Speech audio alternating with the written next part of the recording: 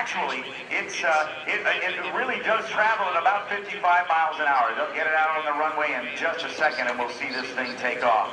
As we continue to thank the folks who have been so great to step up to the plate to help things work here, including the folks at WebTex, a proud sponsor of the Oceana Airshow. They invite you to the official website of the show, and they are excited to support NAS Oceana in this 100th anniversary of naval aviation. Thanks to Verizon Wireless, America's largest and most reliable high-speed wireless network. The Virginian pilot is also proud to support the NAS Oceana Airshow and to recognize the service of our military community. Turn to the pilot for the latest news and local information, or go to pilotonline.com. Stop by the booth for subscription information. Thank you from the Virginia pilot. Virginian pilot. Now, if you look out there, got 2 ground crew members out there working the airplane just to make sure it's going to be perfectly ready to take off, that all the systems are go. And we're going to take you back 100 years. For the next 15 minutes,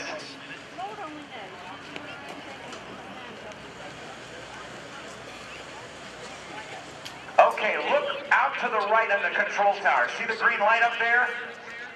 That airplane has no radio, so that solid green light means that the airplane is cleared for takeoff.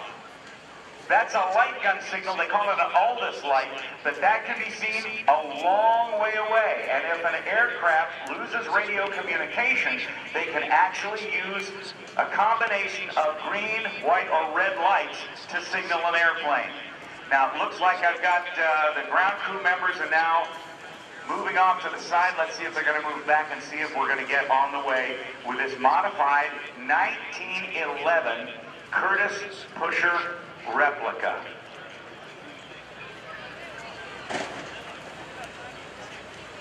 It's on the roll, ladies and gentlemen. Here we go.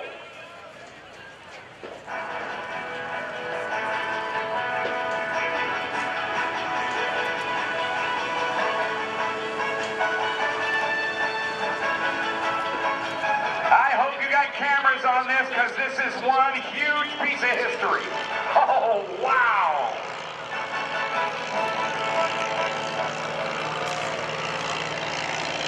Listen to that.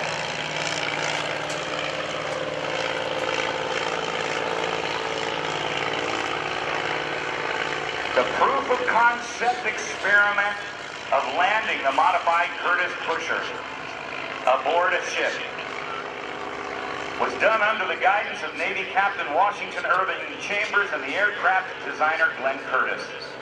The USS Pennsylvania and her skipper, Captain Frog Pond, figured prominently in several attempts by Chambers and Curtiss to bring naval aviation to shipboard operations. The fragile aircraft you see flying today is a replica of that pusher.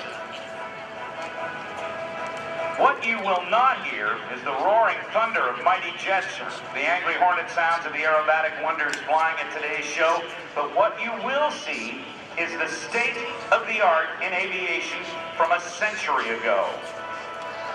This airplane flies for you today in tribute to the 100th anniversary of naval aviation and of the sailors and airmen who manned the carriers and flew flat tops in defense of our country. This Curtiss Pusher is every carrier pilot's DNA, the anchor from which an impressive list of tailhook fighters and bombers have evolved, including today's F/A-18 Hornet and F-35C Joint Strike Fighter. From that primitive 130-foot wooden deck aboard the USS Pennsylvania in 1911, and the Navy's first true aircraft carrier, the USS Langley in 1922, to the massive Ford-class supercarriers under construction today, thousands of naval aviators have trapped aboard the carrier pilot's mantra of meatball, airspeed, and lineup. And it all began with the awkward-looking aircraft you see out to show left right now. As you watch and listen to the Curtiss, you won't see any daredevil barnstorming tricks and thrills. You will see the state-of-the-art in airplanes of 100 years ago when America was just emerging as a world power. The Ford Model T was only 3 years old. Travel was still mainly by horse and buggy. Villages had 1 or perhaps 2 telephones. And most families still used an outdoor privy, an outhouse, because indoor plumbing didn't exist. I'm going to fade this music out and let you listen to the Curtiss pusher here.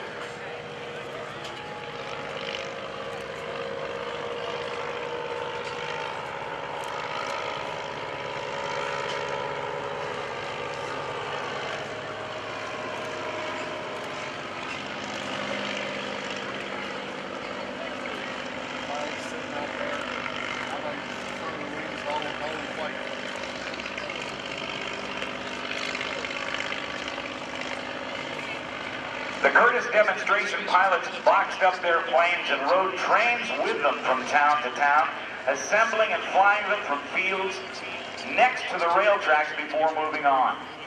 The early Curtiss water-cooled V8 engines were wonderful performers for the 10 to 15-minute flights, but they were never intended for long cross-country flying. Fast forward to this year, when you see this full-scale replica of Eugene Ely's USS Pennsylvania airplane. A few differences you'll see as you visit the Curtiss pusher display.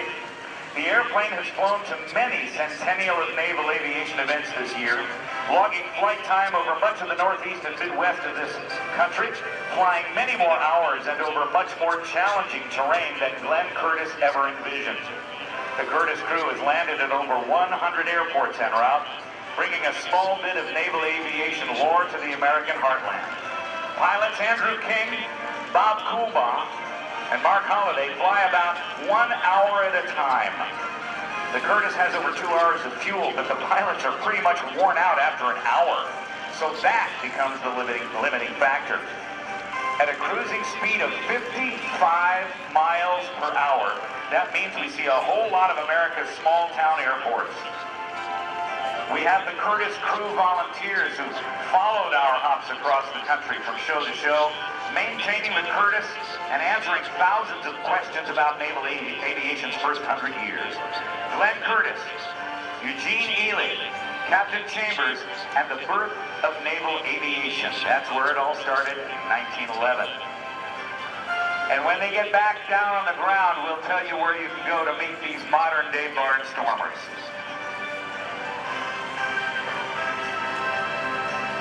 To learn more about their flights, you can visit them after they land. Their primary sponsor is Wiley Aerospace.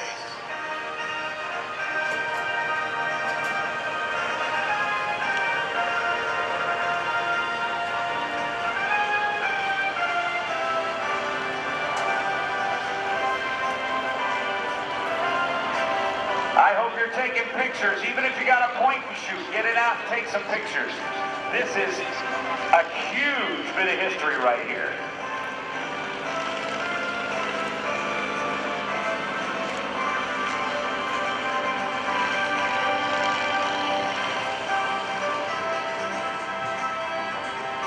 I can tell you from having flown in a similar type of aircraft, a replica of the Wright brothers' first military aircraft, the Wright B Flyer, that it is a handful.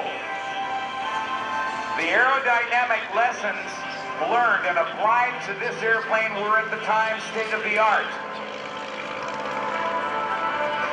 But so much has been learned since.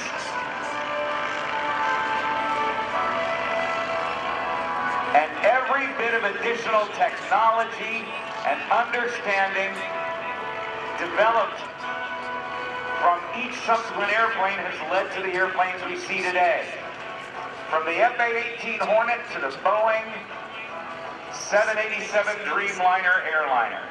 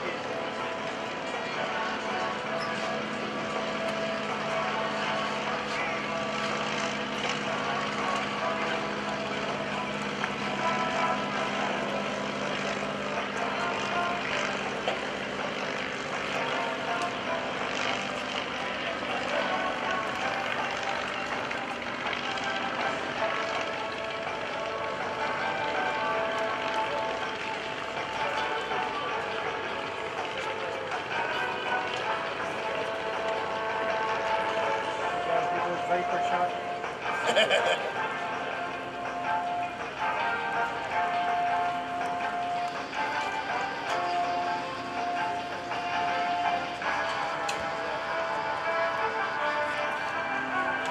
The Curtiss pusher is now in the downwind leg of the landing pattern, flying along with the wind. Bob Coolbaugh will steer the aircraft into his approach to line up and fly back into the wind for landing with very, very little crosswind. The winds are just about calm. And as our 1911 Curtiss pusher lines up for its landing to conclude this brief look into the past, please take a moment to reflect on the vision of innovators like Glenn Curtiss and Captain Chambers, on the courage of one pilot, Eugene Ely, and on their enduring legacy, which we now celebrate at the close of the first century of naval aviation. We bring you this one chance to see what it was like at the beginning. Other carrier aircraft flying here today give you a glimpse of how far we've come. And who knows what the next century will bring. Ladies and gentlemen, would you give a big hand to Bob Coolbaugh and the entire crew of the Curtiss Pusher Replica.